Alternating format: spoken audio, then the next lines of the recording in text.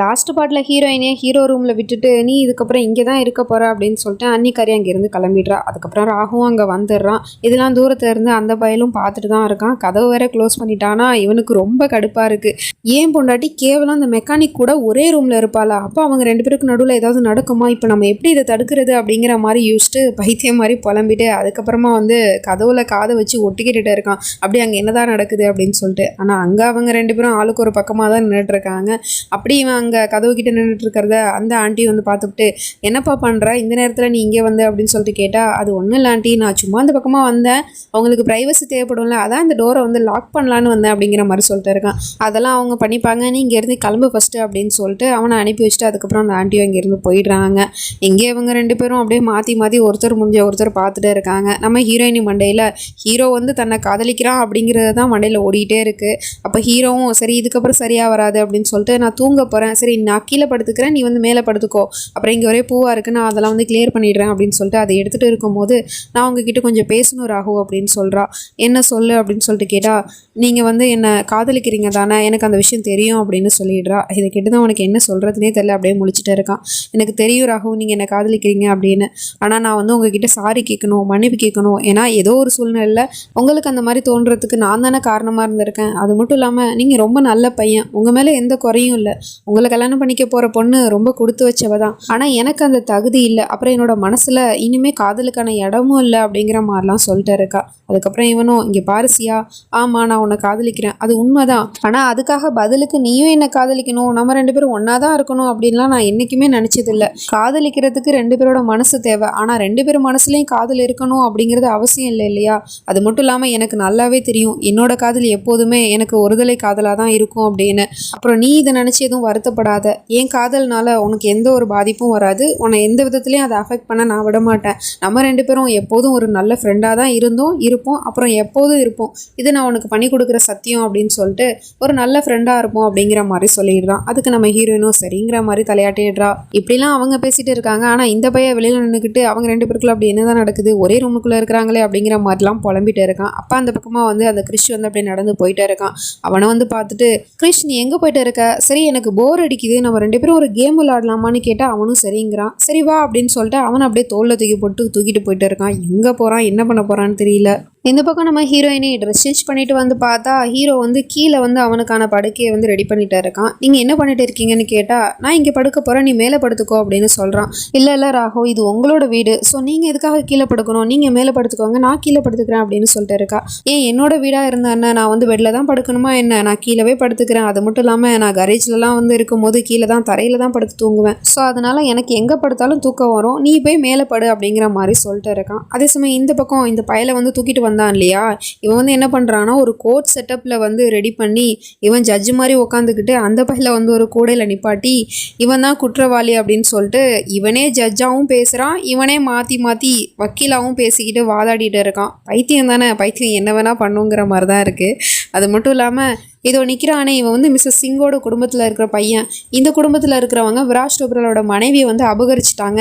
அப்பாவியாக இருந்த ஜான்விங்கிற பொண்ணை சியாவாக மாற்றி அவளை அந்த வீட்டில் இருக்கிற பையனுக்கு கல்யாணம் பண்ணி கொடுத்துட்டாங்க. அதாவது விராஜ் டோப்ரால் கிட்டேருந்து அவனோட மனைவியை பறிச்சிட்டாங்க, அபகரிச்சிட்டாங்க. இது குற்றம் தானே, இதுக்கான தண்டனையை நீங்கள் கொடுத்தே ஆகணும் அப்படிங்கிற மாதிரிலாம் சொல்லிட்டு இருக்கான். அதுக்கப்புறம் இவனே போய் ஜட்ஜு மாதிரி உட்காந்துக்கிட்டு ஆர்டர் ஆர்டர் ஆர்டர், நான் இப்போ தீர்ப்பு சொல்ல போகிறேன், இந்த குடும்பத்தில் இருக்கிறவங்க பண்ணது ரொம்ப பெரிய தப்பு, அதுக்கான தண்டனையாக நான் என்ன கொடுக்க போகிறேன்னா அவங்கள தூக்கில் தொங்கோட போகிறேன் அப்படின்னு சொல்லிட்டு ஒரு கயிறு எடுத்துக்கிட்டு அந்த பையனோட கழுத்தில் அப்படியே மாட்டுறதுக்கு வந்துகிட்டே இருக்கான். அந்த பையன் அவனை பார்த்துட்டு அப்படியே பயந்து போய் நின்றுட்டு இருக்கான். அப்படியே கழுத்தில் கயிறை மாட்ட வரும்போது கரெக்டாக அங்கே நம்ம ராகுவும் சியாவும் வந்துடுறாங்க. அவங்கள பார்த்ததுமே ராகு கிட்ட அந்த பையன் பயந்து போய் ஓடிட்டு இருக்கான். அது நான் அப்படின்னு சொன்னா, வாயை மூடு, நீ ரொம்ப எல்லா மாரி போயிட்டு இருக்க, போய் ஒரு பச்சை குழந்தைகிட்ட இப்படி தான் நீ நடந்துக்குவியா, உனக்கு கொஞ்சம் கூட ஈவு இறக்கமே இல்லையா, அந்த பச்சை குழந்தை உன்னை பார்த்து எப்படி பயந்து போயிருப்பான், இந்த குடும்பத்துக்கு உன்னால ஏதாவது ஒரு ஆபத்து வந்துச்சு நான் பார்த்துக்கிட்டு சும்மா இருக்க மாட்டேன், உன்ன மாதிரி ஒரு ராட்சசனை அழிக்கிறதுக்கு நான் காலியாகவும் மாற தயங்க மாட்டேன் அப்படிங்கிற மாதிரி சொல்லிட்டு அவன்கிட்ட இருக்கிற கத்தியை இப்போ இவ பிடுங்கி காமிச்சிட்டே இருக்கா. கொன்னுடுவேன், பார்த்து ஜாக்கிரதையா இருந்துக்கோ அப்படிங்கிற மாதிரி சொல்லிட்டு அவள் இங்கிருந்து போயிடுறா. அந்த பையனை போய் அம்மா கிட்ட கொடுத்துட்டு, இங்கே பாருங்க நீ கதவை தாப்பலை போட்டு படுங்க, இவன் கனவு கண்டுட்டு அப்படியே எழுந்திரிச்சு நடந்து வந்துட்டான் அப்படின்னு சொன்னதும் அவளும் அதுக்கப்புறமா தாப்பலை போட்டுக்கிறேன், நீங்கள் போய் படுங்க அப்படிங்கிற மாதிரி சொல்லிடுறா. ஆனால் நம்ம ஹீரோக்கு அவன் எப்படி கிறிஷ்கிட்ட அப்படி நடந்துக்கலாம் அப்படின்னு சொல்லிட்டு பயங்கரமான கோவம் வருது. அந்த கோவத்தில் தன்னோட கையை அடிப்பட்ட கையை சவத்தில் அடிச்சுக்கிட்டே இருக்கான். ரத்தமாக வந்துட்டு இருக்கு. ஏன் ராகவ் இப்படி பண்ணுறீங்க, உங்கள் கையில் ரத்தம் வருது அப்படின்னு சொன்னால் அவன் என்ன வேணா பண்ணுவானா? கிறிஷ்கிட்ட போய் அவன் எப்படி இப்படிலாம் நடந்துக்கலாம்? எனக்கு மட்டும் இப்போ சான்ஸ் கிடச்சிச்சு அப்படின்னா நான் அவனை கொல்ல கூட தயங்க மாட்டேன் அப்படிங்கிற மாதிரிலாம் கோப்பிட்டுட்டு இருக்கான். இங்கே பாருங்க ராகவ், அவனை பற்றி நமக்கு நல்லாவே தெரியும். அவன் இப்படி தான் ஏதாவது பண்ணுவான்னு நமக்கு தெரிஞ்சு தானே நம்ம ஒரு பிளானை பண்ணோம். நல்ல வேளை நம்ம தான் வந்து கிறிஷை காப்பாற்றிட்டோம்ல, அப்புறம் என்ன அப்படிங்கிற மாதிரி சொல்லிட்டு ரூமுக்கு அழைச்சிட்டு போயிட்டு இருக்கா. அங்கே போய் பார்த்தா தான் தெரியுது இவங்க 2 பேரும் கேமரா வச்சு அவன் என்ன பண்ணுறான் ஏது பண்ணுறான்னு வாட்ச் பண்ணிட்டு இருந்திருக்காங்க போல். ஒரு காலத்தில் அவன் தான் இதெல்லாம் பண்ணுவான், இப்போ அவனுக்கே கேமரா வச்சு வாட்ச் பண்ணிட்டு இருக்காங்க. அது அந்த பயலுக்கு தெரியல போல். அப்படி இவங்க பார்த்துட்டு இருந்ததுனால தான் கரெக்ட் டைமுக்கு வந்து கிறிஷை காப்பாற்றிருக்காங்க. அண்ட் இந்த ஐடியாவை கொடுத்ததும் நம்ம ஹீரோயினி தான். ஏன்னா அவன் இது மாதிரி ஏதாவது ஒரு விஷயம் ஏடாகூடமாக பண்ணுவாங்கிறது நம்ம ஹீரோயினிக்கு தெரிஞ்சிருக்கு. ஹீரோயினி சொன்னதும் ஹீரோவும் அந்த ஐடியாவை ஒர்க் அவுட் பண்ணியிருக்கான். இந்த பக்கம் இது தெரியாமல் இந்த பையன் குழம்பி போயிருக்கான். அது எப்படி கரெக்ட் டைமுக்கு வந்து அவங்க கிறிஷை காப்பாற்றினாங்க, அது எப்படி அவங்களுக்கு தெரிஞ்சிருக்கும்? அப்போ ஒருவேளை இந்த ரூமில் கேமரா எதுவும் வச்சுருக்காங்களா, என்ன வாட்ச் பண்ணிட்டு இருக்காங்களா அப்படிங்கிற மாதிரி யோசிச்சிருக்கான். இவனும் கெஸ் பண்ணிட்டான் இப்போ கரெக்டாக. அப்போ அந்த போலீஸ்காரனும் ஃபோன் பண்ணுறான். என்ன சூனியால், நீ வந்து ஃபோட்டோஸ் தேடினியா இல்லையா அப்படின்னு சொல்லிட்டு கேட்டால், என்ன சார் நீங்கள் வீடு வச்சுருக்கீங்க, ஒரு ஃபோட்டோ கூட இல்லை சார், எல்லாமே வெறும் ஃப்ரேமாக தான் கிடக்குது, அந்த ஃப்ரேமில் இருக்கிற ஒரு ஃபோட்டோ கூட காணோம், எல்லாத்தையும் யாரோ தூக்கிட்டு போயிட்டாங்க அப்படின்னு சொல்லிட்டு இருக்கான். வாட், என்ன சொல்கிற, ஒரு ஃபோட்டோ கூட இல்லையா, அது எப்படி இல்லாமல் போகும் அப்படிங்கிற மாதிரி கேட்டால், ஆமாம் சார் நாங்கள் இங்கே எல்லா இடத்துலையும் வந்து தேடி பார்த்தாச்சு, ஒரு ஃபோட்டோ ஒரு ஆதாரம் கூட இல்லை அப்படின்னு சொல்லிட்டு இருக்கான். இவனுக்கு இன்னும் மண்டை குழம்புது. அது எப்படி ஒரு ஃபோட்டோ கூட இல்லாமல் இருக்கும், யார் என் வீட்டில் வந்து அதெல்லாம் எடுத்துருப்பா அப்படிங்கிற மாதிரி யோசிச்சு இருக்கான். அது இல்லாமல் அந்த மெக்கானிக் வேற என் பொண்டாட்டி கூட இருக்கானே, அது வர நினச்சா எனக்கு செம கடுப்பாகுது அப்படிங்கிற மாதிரி யோசிச்சுட்டு நேராக அங்கேருந்து கிளம்பி வெளியே போயிட்டு இருக்கான். அதை நம்ம ஹீரோவுமே பார்த்துடுறான் கேமராவில். இந்த ராத்திரியில் இவன் எங்கே கிளம்பி போகிறான் அப்படின்னு சொல்லிட்டு இவனுமே வந்து லேப்டாப் ஒரு இடத்துல ஒழிச்சு வச்சுட்டு போய் பார்க்குறான். வெளியே போய் பார்க்குறான். அங்கே பார்த்தா அந்த பயலை காணோம். எங்கே போனான்னு பார்த்தா அவன் நேராக நம்ம ஹீரோவோட ரூமுக்கு தான் வந்திருக்கான்.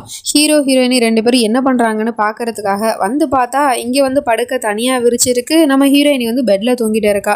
அப்போ நம்ம பயந்த மாதிரி எதுவும் நடக்கலை அப்படிங்கிற மாதிரி யோசிச்சுட்டு இருக்கான். அப்போ ஏதோ சவுண்டு கேட்குது. அப்போ ராகு வரான். வந்த சவுண்டு கேட்டதுமே இவன் அங்கேருந்து எஸ்கேப் ஆகி ஓடி போய்ட்றான். அவன் வந்து பார்க்கும்போது இங்கே யாருமே இல்லை. பட் விண்டோ டோர் திறந்துருக்கு. அதை பார்த்துட்டு நம்ம ஹீரோ கெஸ் பண்ணிட்டான். அப்போ அவன் இங்கே தான் வந்துட்டு போயிருக்கான் அப்படின்னு சொல்லிட்டு.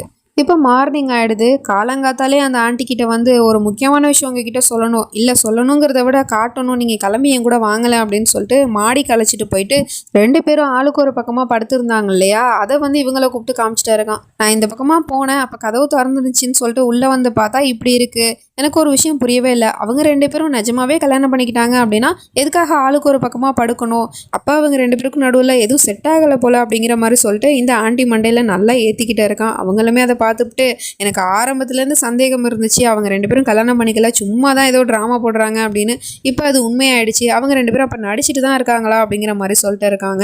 இல்லைம்மா, ஒருவேளை வந்து அவங்க 2 பேரும் ஏதாவது ஒரு சூழ்நிலை கூட இப்படி படுத்திருந்துருக்கலாம்ல, நம்ம எதுவாக இருந்தாலும் அவங்கக்கிட்ட கேட்டுக்கலாமே அப்படின்னு சொல்லிட்டு கேட்டால், இல்லை இதுக்கப்புறம் அவங்கக்கிட்ட பேசி பிரயோஜனமே இல்லை, எனக்கு தெரியும் அவங்க என்னதான் கேட்டாலும் 2 பேரும் ஒரே பதில் தான் சொல்லுவாங்க அப்படின்னு, இதுக்கு நான் வேற ஒரு வழி பண்ணுறேன் அப்படிங்கிற மாதிரி சொல்லிட்டு ஆண்டி ஏதோ யோசிச்சுட்டு இருக்காங்க.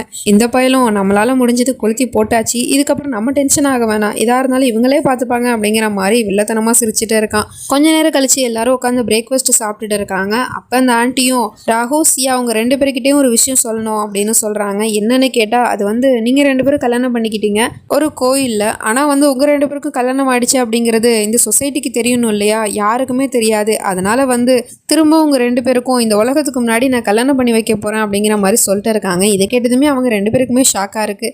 அதை விட ஷாக்கு இந்த பயலுக்கு தான். இவன் வந்து இந்த மாதிரிலாம் சொன்னால் ஏதாவது ஒரு பிரச்சனையில் 2 பேரையும் பிரித்து வைப்பாங்கன்னு பார்த்தா இவங்க 2 பேரையும் ஒன்று சேர்க்கறதுக்கு திரும்பவும் உண்மையான கல்யாணத்தை பண்ணி வைக்கிறேன் அப்படின்னு இந்த ஆண்டி சொல்லிட்டு இருக்கு. இவன் போட்ட பிளான் இவனுக்கே இப்போ பேக் ஃபயர் ஆகிடுச்சு. எத்தனை தடவை தான் இவன் நோஸ் கட் ஆகுவான் அப்படிங்கிறது தெரியல. இப்போல்லாம் இந்த பையன் அடிக்கடி ஜோக்கர் ஆகிடுறான். இதுக்கப்புறம் என்ன நடக்க போகுது அப்படிங்கிறதெல்லாம் நம்ம நெக்ஸ்ட் பார்ட்டில் பார்த்து தெரிஞ்சுப்போம். அது வரைக்கும் பை ஃப்ரெண்ட்ஸ்.